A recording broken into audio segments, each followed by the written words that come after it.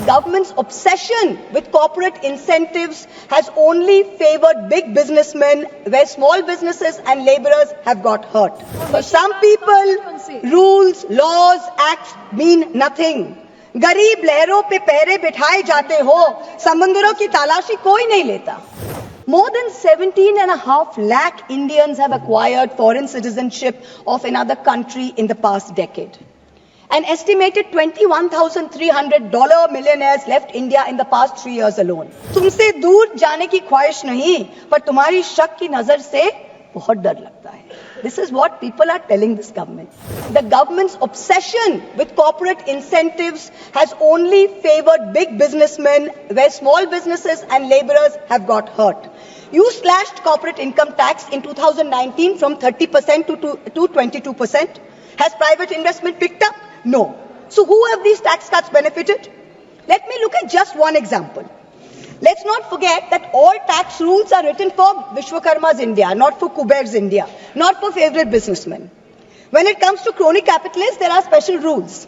Please listen. In 2016, there was a rule that there can be no SEZ which has only a power plant. No power plant, only SEZ.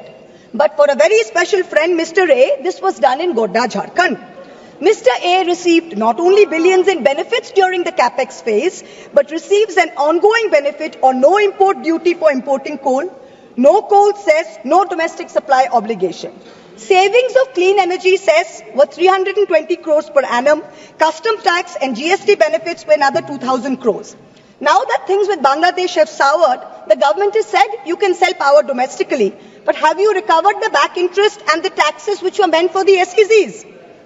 Plant was built by a Chinese contractor with Chinese equipment, customs duty free, GST free, tax free, not using Jharkhand coal, not giving Jharkhand power, not paying clean energy cess, and currently employing less than 1,000 people.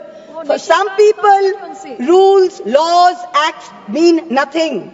गरीब लहरों पे पैरे बिठाए जाते हो, समंदरों की तलाशी कोई नहीं लेता. Stock market investors, corporates, small business owners have all become victims of the worst kind of tax terrorism. According to the last budget receipt of July 24, total income tax under dispute was 10.5 lakh crores. This figure has doubled from 5 lakh crores in 2015 to 10.5 lakh crores now in 23. So much for the promise of eliminating tax terrorism. When you're looking at the CBDT's Action Plan 24-25, it gives us data on pending appeals. It's telling us every year there are more pending appeals than appeals which are being disposed of. So what kind of dispute resolution are we managing? It is estimated that there are 6 lakh pending appeals today. The Indian IT tax department has followed an adversarial approach. It unnecessarily pursues all appeals at all levels regardless of outcome. And all your department officials, there is absolutely no penalty on pursuing frivolous regulation. So kahin bhi kuch bhi case laga do. There's bad drafting of tax laws, different interpretations, high courts are providing divergent opinions, there's confusion. The judiciary simply cannot handle this mountain of pending appeals. More than 17.5 lakh Indians have acquired foreign citizenship of another country in the past decade. An estimated $21,300 millionaires left India in the past 3 years alone. तुमसे दूर जाने की ख्वाहिश नहीं, पर तुम्हारी शक की डर से बहुत डर लगता है. तुमसे दूर जाने की ख्वाहिश नहीं, पर तुम्हारी शक की नजर से बहुत डर लगता है. This is what people are telling this government. GST is a nightmare. You are having to wade through 100 different tax rates, including cesses. Multiple rates, ensuing confusion has facilitated an alarming GST evasion of 2 lakh crores, almost double the 1 lakh crore evasion that was there in fiscal year 2023.